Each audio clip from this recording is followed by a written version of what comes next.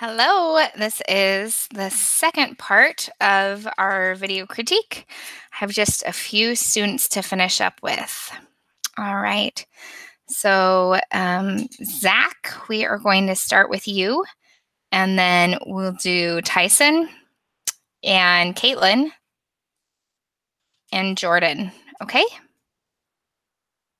And I think that's it. All right, so Tyson, let's take a look here at your sports icons, which I really like. I think they're definitely off to a good start. Um, One thing that I think you're going to want to work on is helping them all feel a little bit more thematically like this football.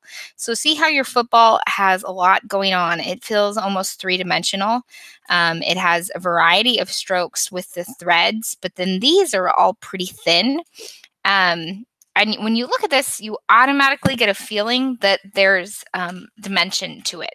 Okay, when you look at the volleyball, it's a little bit similar because you have these lines coming at you at the center, even though these lines are thicker. Um, but for example, this basketball and then your soccer ball are so straightforward, they don't actually feel like they really go with this one in terms of icons. All right. And so I think you need to work on adding a little bit more of these fine details that make this football shine to this one and this one. There's not a lot that you can really do with the 8 ball. And so I think in a way you kind of have a pass on this one.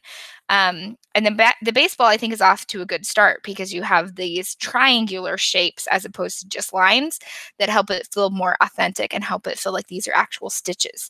One thing I would start off by doing is making sure the outside stroke on all of these is the same thickness. And that's going to help them feel like a set automatically. And then I would try to figure out a way that you can add in the dimension that you have on this one. Okay, so let's, for example, look at something like this. See how they've used color to add dimension to the basketball. And there's dual lines. There's a white line and then there's a gray line. Okay, and so that's elevating this simple basketball icon. It's looking even more professional and better. It even has a little drop shadow circle underneath it.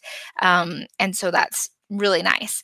And so play around with these other elements, these three in particular, to kind of try to figure out what you can do to help them feel like they go with the professional, awesome looking football icon that you already have created here. Okay, so keep on working on that. I did wonder what happened to the tips of your football as well. I noticed that Susan mentioned that. I thought, I don't think I've seen a football like that before. But yeah, so if that's a mistake, we probably need to fix that. But when it comes to the threads, the lines, the degree of time I think you put into this one, that's really great. Okay, so keep on working on those, but they're off to a really great start, and I look forward to seeing what you come up with, Zach. Thanks.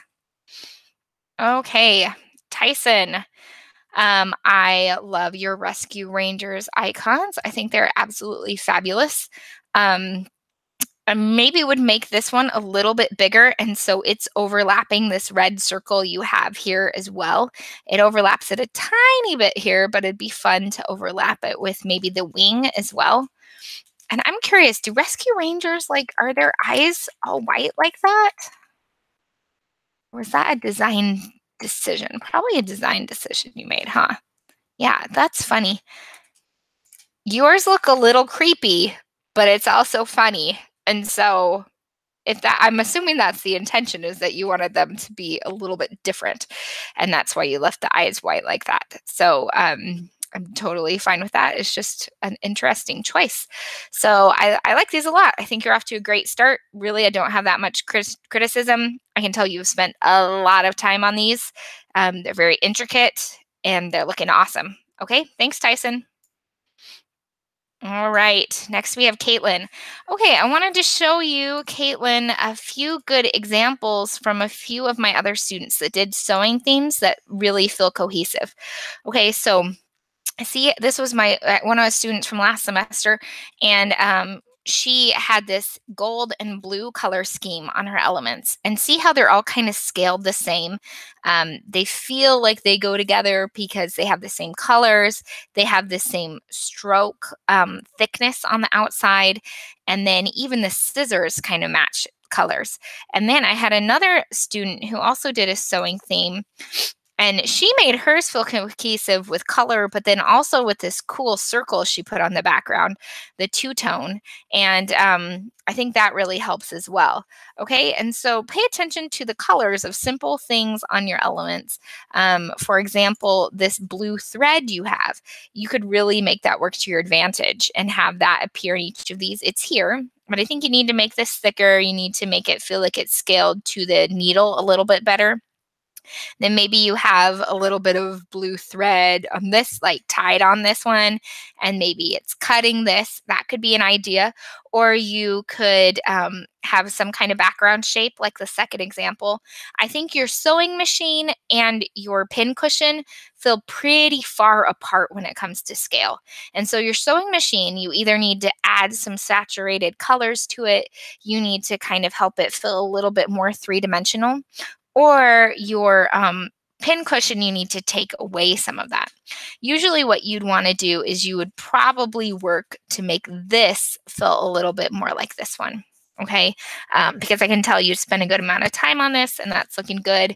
Also, I wouldn't have the pins end on the other side. I would probably maybe make these a little bit bigger.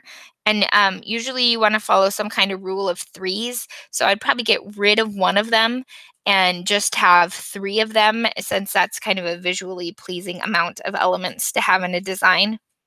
Oh, look, she had four too. That's funny. Um, but it feels like there's a lot going on in this one compared to how simple this one is and how simple this one is. And actually, you have a lot of lines. This probably took a good amount of time, but it feels simple because it's black and white and it doesn't have the element of being three-dimensional that the pincushion has. And then I'd work on these scissors a little bit more. They feel kind of cartoony, which I don't know if that's your intention, because the weird shaped handle here, and these are at a curve almost. And so I'd keep on working on those if you want them to feel more realistic. Okay. And you're right. The main thing is going to be making them feel like a cohesive set and like they're a style. Okay. So I'm looking forward to seeing your final. You're off to a good start. Just keep on pulling it together. All right. Okay, and Jordan, you have decided to do an ice cream theme.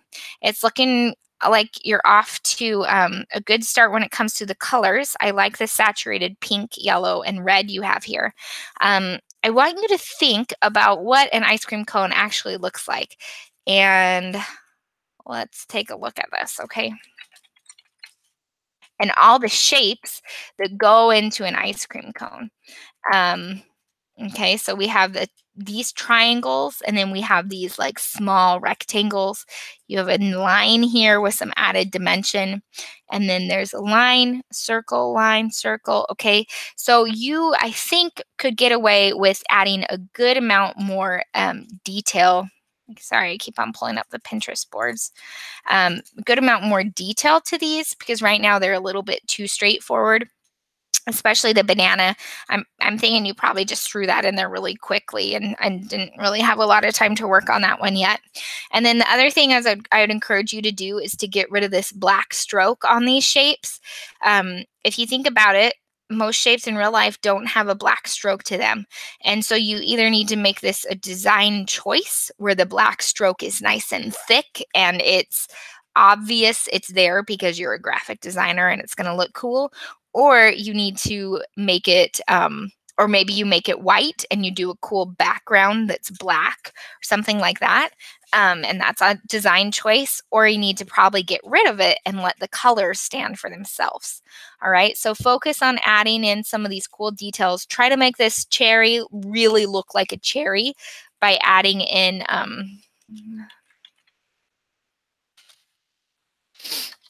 let's see if we can find an icon for it. Let's see, like this, okay? So see how there is really a lot of shapes involved. And that's going to help it feel like it's more authentic and realistic. All right. So keep on working on adding in those things that will help it elevate and feel like a real design choice. Okay. And then I would be nice to see something in the background, maybe that makes them feel more cohesive if you decide to keep them pretty simple, which you could do. But if you decide to go simple, you still need to make sure they feel like they're part of a set. All right. There was one other ice cream cone. I had a student who did ice cream too. Okay, so see these fine white lines here? And then how it has this background circle. And so it really does feel a little bit more like a set because of that. All right. So keep on working on that.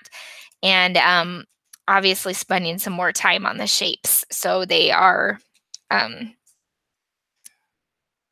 you know, very intentional. Okay. So thanks, Jordan. And that's a wrap. Everyone have a great night. Thank you.